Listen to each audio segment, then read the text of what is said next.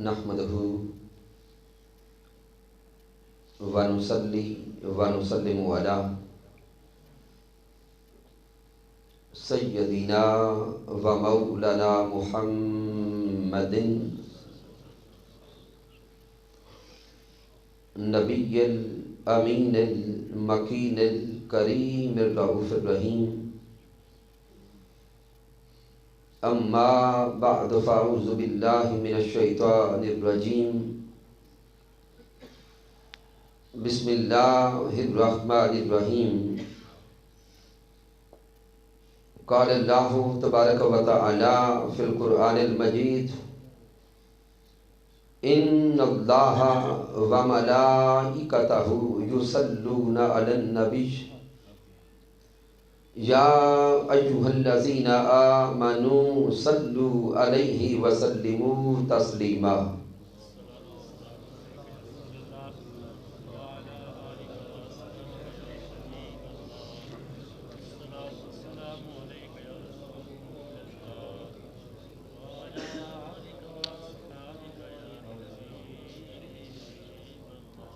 अल्लाह रब्बुल इज़्ज़त की तौफीक से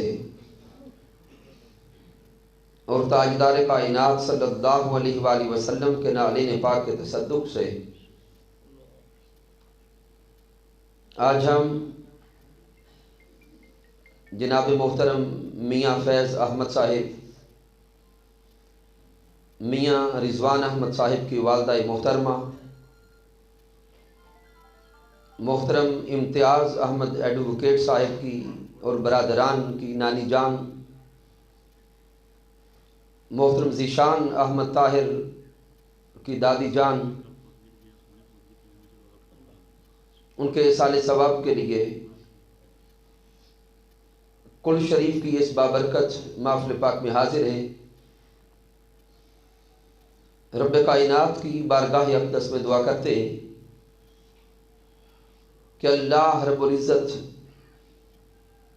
हमारी उस अज़ीम माँ को जन्नत में आला मुकाम अता फरमाए। सामीन मोहतरम, इख्तिसार के साथ दुरूद और सलाम की फजीलत पर चंद मारूज़ात अर्ज़ करना चाहूँगा कि रब्ब कायनात ने कुरान मजीद फुरक़ान हमीद में इरशाद फरमाया इन्नल्लाहा व मलाइकतहु युसल्लूना अलन नबी। बेशक अल्लाह रब्बुल इज़्ज़त और उसके सारे फरिश्ते हर वक्त नबी सल्लल्लाहु अलैहि वसल्लम पर दुरूद भेजते रहते हैं। या अय्युहल्लज़ीना आमनू सल्लू अलैहि व सल्लिमू तस्लीमा। ए ईमान वालो, तुम भी नबी सल्लल्लाहु अलैहि वसल्लम पर खूब सलाम भेजा करो और दुरूद भेजा करो। इस आयत करीमा में मालिक कायनात ने एक खबर दी है और एक हुक्म दिया है। ये मालिक कायनात की खबर है कि खुद रब्ब कायनात और सारे फरिश्ते प्यारे महबूब पर हर वक्त दुरूद भेज रहे हैं। अब ज़हन में सवाल पैदा होगा कि इससे पहले तो तराजुम सुने कि बेशक अल्लाह और उसके फरिश्ते नबी पे दुरूद भेजते रहते हैं, तो आज तर्जुमा थोड़ा सा मुख्तलिफ कर रहा हूं कि बेशक अल्लाह रब्बुल इज़्ज़त और उसके सारे फरिश्ते और हर वक्त नबी पे दुरूद भेजते रहते हैं। कई साथियों के जहन में सवाल आएगा कि ये सारे फरिश्तों का माना कहां से आया। तो सारे बाशऊर और समझदार लोग बैठे हैं। सामने अरबी जुबान का एक कायदा है कि जब भी जमा का सीगा आए और उस जमा के सीगा के साथ जुड़कर मुत्तसिल ज़मीर आ जाए तो वो कुल्लियत का माना देती है। उसमें बाज का माना नहीं रहता बल्कि सब का माना होता है। اب یہاں غور کریں، ان اللہ و ملائکتہ، لفظ ملائکہ یہ خود جمع ہے، ملکن واحد ہے اور ملائکہ یہ جمع ہے، ملائکتہ ساتھ ضمیر بھی متصل ہو گئی، تو جمع کے صیغہ کے ساتھ ضمیر کا متصل ہو جانا معنی کلیت کا دیتا ہے، سب کا معنی دیتا ہے۔ جب رب کائنات فرما رہا ہے ان اللہ و ملائکتہ، بے شک اللہ رب العزت اور اس کے سارے فرشتے ذات مصطفیٰ پہ ہر وقت درود بھیجتے رہتے۔ اب احباب سوچیں گے کہ جب یہ معنی آ گیا کہ سارے فرشتے ہر وقت نبی پہ درود بھیجتے رہتے ہیں، تو ہم نے تو یہ بھی سن رکھا ہے کہ مالک کائنات نے جب فرشتوں کو تخلیق کیا، کچھ فرشتوں کی ڈیوٹی لگائی کہ وہ صرف ذکر کرتے ہیں، کچھ فرشتوں کی ڈیوٹی لگائی وہ قیام کرتے ہیں، کچھ صرف رکوع کرتے ہیں، کچھ سجود کرتے ہیں، کچھ بارش برساتے ہیں۔ تو جب یہ کہیں گے کہ ہر وقت درود بھیجتے رہتے ہیں تو باقی کام کب کرتے ہوں گے؟ یہ ایک ذہن میں اشکال آئے گا۔ تو سامعین یہ نکتہ سمجھنے والا ہے کہ جب رب کائنات نے فرشتوں کو خلق فرمایا، بعض فرشتوں کی ڈیوٹی قیام کرنا، بعض کی ڈیوٹی رکوع کرنا، بعض کی سجود کرنا، وہ جمیع فرشتے ایک طرف اپنی ان ذمہ داریوں کو نبھا رہے ہوتے ہیں اور ساتھ ذات مصطفیٰ پہ درود و سلام پیش کر رہے ہوتے ہیں۔ اب یہ کیسے ہوگا؟ تو سامعین جس طرح ہم درود بھیجتے ہیں، اس آیت کریمہ میں 3 مقامات پہ 3 طبقات کا درود بیان ہوا۔ سب سے پہلے اللہ نے فرمایا کہ اللہ درود بھیجتا ہے، پھر فرمایا فرشتے درود بھیجتے ہیں، پھر فرمایا ملائکہ کے بعد انسان درود بھیجتے ہیں۔ تو سامعین غور کریں، انسانوں کا، ایمان والوں کا درود بھیجنا اور ہے، فرشتوں کا درود بھیجنا اور ہے، اور اللہ کا درود بھیجنا اور ہے۔ اب یہ چونکہ وقت نہیں کہ میں الگ الگ بیان کرتا کہ اللہ کا درود کیا ہے اور فرشتوں کا کیا ہے اور عام انسانوں کا کیا ہے۔ ہمارا درود بھیجنا تو یہ ہے کہ ہم محبوب کی ذات پہ الصلاۃ والسلام علیکہ یا رسول اللہ کہہ کر، یا اللہم صلی علی کے صیغوں کے ساتھ آقا کی ذات پہ درود بھیجتے ہیں۔ اس درود کے اندر اصلاً حکمت قربت کی ہے، معرفت کی ہے، معیت کی ہے۔ فرشتے جس حال میں بھی ہوتے ہیں ادھر اپنی ڈیوٹی سر انجام دیتے ہیں، ساتھ رب کی بارگاہ میں عرض کرتے ہیں اے رب کائنات ہمیں سونے مصطفیٰ کی قربت عطا فرما، ہمیں سونے مصطفیٰ کا قرب عطا کر، محبوب کی معیت عطا کر، محبوب کی سنگت عطا کر، ہمیں محبوب کی صحبت عطا کرتا جا۔ تو فرشتے جس حال میں بھی ہوتے ہیں محبوب کا قرب اللہ سے مانگتے رہتے ہیں۔ یہ فرشتوں کا درود ہے۔ تو اس لیے رب کائنات نے فرمایا کہ جمیع فرشتے ہر وقت ذات مصطفیٰ صلی اللہ علیہ وآلہ وسلم پر درود بھیجتے رہتے ہیں۔ اب چونکہ وقت کم ہے میں صرف ایک حدیث مبارکہ نقل کرتا ہوں، روایت کرتا ہوں اور بیان کرتا ہوں، اور اس کے بعد صرف ایک واقعہ عرض کروں گا۔ میرے آقا علیہ الصلوۃ والسلام نے فرمایا کہ درود پاک کی فضیلت کیا ہے۔ آقا فرماتے ہیں من صلی علیہ صلاۃ واحدۃ، آقا فرماتے ہیں من صلی علیہ واحدۃ صلی اللہ علیہ عشر صلوات۔ آقا فرماتے ہیں کہ جو مومن مجھ پر، جو انسان مجھ پر ایک بار درود بھیجتا ہے، آقا کے الفاظ پہ غور کریں، من صلی علیہ واحدۃ، جو انسان مجھ پر ایک بار درود بھیجتا ہے، صلی اللہ علیہ عشر صلوات، رب کائنات اس بندے پر 10 بار درود بھیجتا ہے۔ اور صرف 10 درود نہیں بھیجتا، میرے آقا نے آگے فرمایا وَحُطَّتْ عَنْهُ 10 خطیات۔ صرف اللہ درود ہی نہیں بھیجتا، آقا نے فرمایا کہ مالک کائنات ایک بار درود بھیجنے کے صلہ میں اس بندے کے 10 گناہ بھی معاف فرما دیتا ہے. وَرُفِعَتْ لَهُ 10 درجات. صرف گناہ بھی معاف نہیں فرماتا، اللہ فرشتوں کو حکم دیتا ہے کہ اس بندے نے میرے محبوب کی ذات پہ ایک بار درود بھیجا ہے، اس کے 10 درجات بھی بلند فرما دو. اب غور کریں، ہم نے عمل ایک کیا، سوہنے محبوب پہ ایک بار درود بھیجا. یہاں تھوڑی سی لطافت پہ توجہ کرنا، ہم نے سلام و درود بھیجا ذات مصطفیٰ پر، ہم نے درود و سلام بھیجا پیارے آقا پر، جواب آیا اللہ کی طرف سے. غور کریں، اصول تو یہ بنتا ہے کہ جس کو سلام کہیں جواب بھی وہی دے. دنیا کا ضابطہ اور اصول یہی ہے کہ جس کو سلام کرتے ہیں جواب وہی دیتا ہے، لیکن ذات مصطفیٰ پر درود بھیجنے کا صلہ یہ ہے کہ ہم درود محبوب کی ذات پہ بیچتے ہیں. اللہ اتنا خوش ہوتا ہے کہ اللہ درود بھیجنے والے پہ 10 مرتبہ رحمتیں فرماتا ہے، پھر 10 گناہ معاف فرماتا ہے، 10 درجات بلند فرما دیتا ہے. پھر سامعین، درود پاک وہ عبادت ہے جو قطعی القبول ہے. ہم عبادات کرتے ہیں، نماز، روزہ، حج، زکوٰۃ، یہ ساری عبادات ظنی القبول ہیں.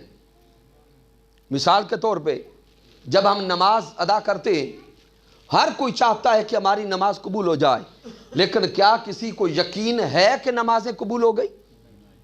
کوئی یقین سے نہیں کہہ سکتا. روزہ ادا کرتے ہیں، روزہ رکھتے ہیں، یہاں تک کہ حج کی ادائیگی کرتے ہیں لاکھوں روپے لگا کر. جب کوئی حاجی لوٹ کے آتا ہے، اس وقت بھی اس کے لبوں پر یہی ہوتا ہے کہ مولا میں یہ مسافتیں طے تو کر آیا ہوں، قبول کرنا تیرا کام. اور سب آنے والوں کو، ملنے والوں کو یہی بار بار کہتا ہے کہ میں اپنی طرف سے فریضہ تو ادا کر آیا ہوں، دعا کرو اللہ قبول کر لے. تو حج ادا کر کے بھی اس کی قبولیت کا یقین نہیں ہے. اسی طرح صدقات کو لے، خیرات کو لے، دیگر وظائف کو لے، باقی جتنی عبادات ہیں ان کی ادائیگی کے بعد ان کی قبولیت کا یقین نہیں ہوتا. لیکن ان عبادات کے اندر ایک عبادت درود و سلام ایسی ہے کہ ادھر بندہ پڑھتا جاتا ہے، یقین سے کہتا جاتا ہے میرا درود قبول ہو گیا. اب ذہن سوچیں گے کہ اس کا سبب کیا ہے کہ باقی ساری عبادات ظنی القبول اور درود و سلام قطعی القبول کیسے ہو گئی؟ اب اس کا راز سمجھانے لگا ہوں. سامعین محترم، درود پاک کے الفاظ پہ اب غور کریں. ہم جب بھی درود پاک پڑھتے ہیں، درود کا آغاز دیکھیں، اللہم صلی علی محمد، آگے پڑھتے چلے جائیں. سینکڑوں صیغوں کے ساتھ درود پڑھیں، لیکن ابتدا انہی الفاظ سے ہوگی، اللہم صلی علی محمد. اس کے ترجمہ پہ توجہ کریں.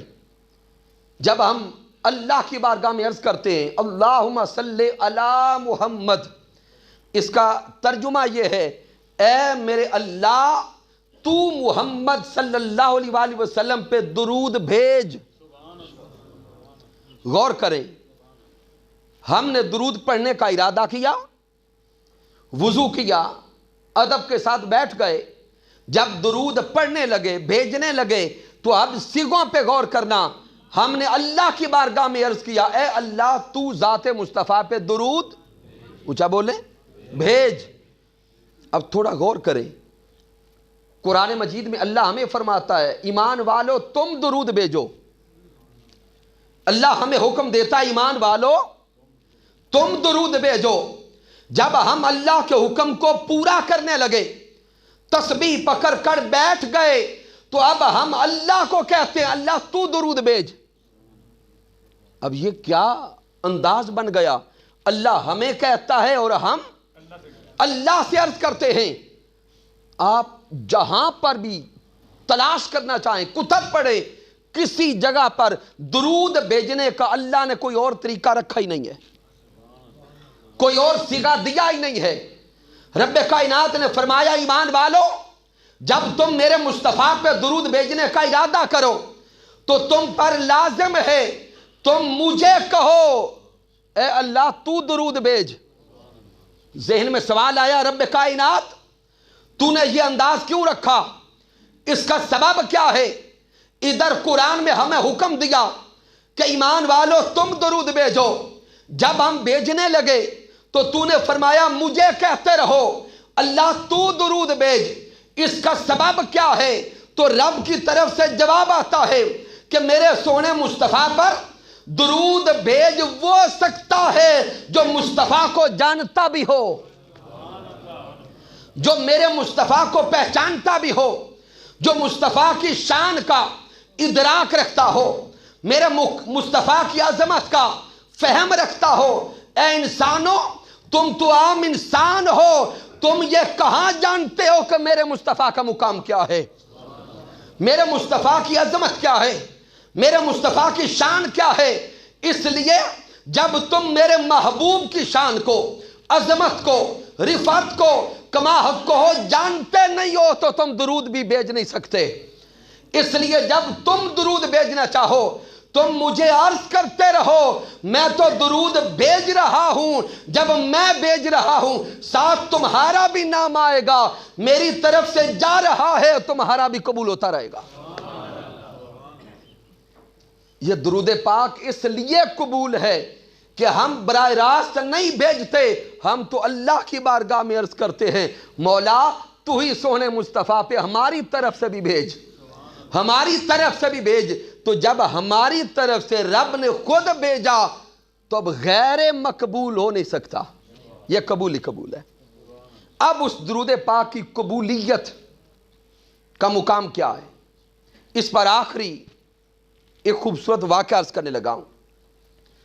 آپ نے درود پاک کی کتب پڑھی ہوگی، درود پاک کی کتب اگر دیکھیں گے تو سب سے عظیم کتاب جو ساری کی ساری درود و سلام پر ہے اس کتاب کا نام ہے دلائل الخیرات۔ کتاب کا نام کیا ہے؟ دلائل الخیرات۔ یہ ساری کی ساری کتاب مختلف خوبصورت صیغوں کے ساتھ آقا کی ذات اقدس پہ درود و سلام پر ہے، اور اس کو لکھنے والے امام جزولی رحمت اللہ تعالی علیہ، امام جزولی رحمت اللہ تعالی علیہ آپ خود فرماتے ہیں کہ میں نے یہ کتاب کیوں لکھی اور کیسے لکھی۔ امام جزولی رحمت اللہ تعالی علیہ بہت بڑے مستند عالم دین، اپنے دور کے محدث بھی تھے، فقیہ بھی تھے اور صوفی بھی تھے۔ امام جزولی رحمت اللہ تعالی علیہ اس کتاب کے آغاز میں واقعہ لکھتے کہ میں ایک دن سفر پر تھا، دوران سفر نماز کا وقت ہو گیا، میں نے وضو کا ارادہ کیا کہ کہیں سے پانی تلاش کر کے وضو کر لوں اور نماز ادا کروں۔ آپ فرماتے ہیں کہ میں وضو کے لیے پانی تلاش کرتے کرتے ایک کنویں کے کنارے پہ پہنچا۔ جب کنویں کے کنارے پہ پہنچا تو دیکھتا ہوں کہ پانی نکالنا ہے ڈول سے، تو کنویں کے کنارے پر ڈول نظر نہیں آتا، رسی بھی نظر نہیں آتی۔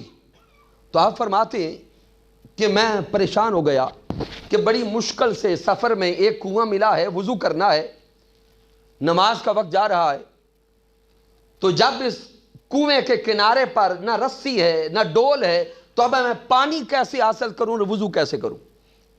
آپ فرماتے ہیں کہ میں پریشانی کی حالت میں کھڑا تھا، قریب ہی ایک چھت پر ایک چھوٹی بچی، چند سالوں کی، 8-10 سال کی بچی، وہ ایک قریب چھت پہ کھڑی تھی اور مجھے دیکھ رہی تھی۔ آپ فرماتے ہیں کہ جب بچی نے مجھے پریشان دیکھا تو وہ نیچے آ گئی اور مجھے آ کے کہا کہ اے امام صاحب کیا پریشانی ہے؟ آپ فرماتے ہیں میں نے کہا کہ وضو کرنا ہے، کنویں کا ڈول نظر نہیں آ رہا۔ امام جزولی فرماتے ہیں کہ جب اس بچی نے سنا تو اس بچی نے اپنا لعاب کنویں میں ڈالا، اس بچی نے اپنا لعاب کنویں میں ڈالا اس بچی کا لعاب کنویں میں جانے کی دیر تھی کہ کنویں نے اپنا پانی کناروں تک ابل دیا، پانی کناروں تک آ گیا۔ آپ فرماتے میں وضو تو کر رہا تھا لیکن دل بے چین ہو گیا کہ اس بچی کا کون سا عمل ہے جس عمل کی وجہ سے کنویں نے پانی دے دیا۔ آپ فرماتے وضو کرتے ہوئے بھی بے چین اور پریشان تھا۔ وضو کر کے آپ فرماتے میں نے بچی سے پوچھا، بچی تو عمل کیا کرتی ہے، تیرا وظیفہ کیا ہے کہ جس کی وجہ سے تو نے لعاب ڈالا تو پانی کناروں پہ آ گیا؟ وہ بچی کہتی ہے میرے پاس اور کوئی عمل نہیں ہے، میں ہر روز عشق میں ڈوب کر کثرت کے ساتھ سونے آقا پہ درود بیچتی ہوں، اس درود کی برکت یہ ہے جو کام نہیں ہو رہا ہوتا میں ارادہ کرتی ہوں درود کی برکت سے ہو جاتا ہے۔ یہ ہے درود و سلام کا مقام و مرتبہ، لیکن ہم نے درود و سلام کو کبھی وظیفہ بنایا نہیں ہے۔ آئیے آج ارادہ کریں کہ سوہنے نبی کی ذات اقدس پر درود و سلام ہر روز پیش کیا کرے۔ پھر میرے آقا نے فرمایا کہ یوم قیامت میرے سب سے زیادہ قریب وہ ہوگا جو کثرت سے مجھ پہ درود بھیجنے والا۔ تو آقا علیہ السلام کا تو فرمان ہے کہ یوم قیامت اگر میرا قرب چاہتے ہو تو مجھ پہ درود بھیجا کرو۔ پھر آقا نے فرمایا یہ درود و سلام تمہارے گناہوں کو مٹا دیتا ہے، گناہوں کا کفارہ ہے، اور یہ درود و سلام تمہارے تن کو بھی دھوتا ہے، تمہارے من کو بھی دھوتا ہے۔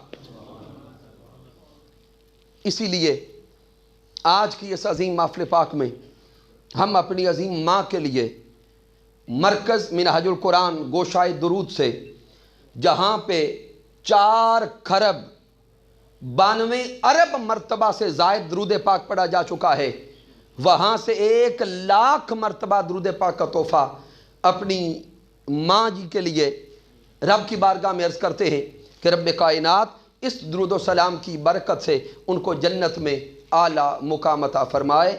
کی محمد سے وفات نے تو ہم تیرے ہیں، یہ جہاں چیز ہے کیا لوح و قلم تیرے ہیں، وما علینا الا البلاغ المبین۔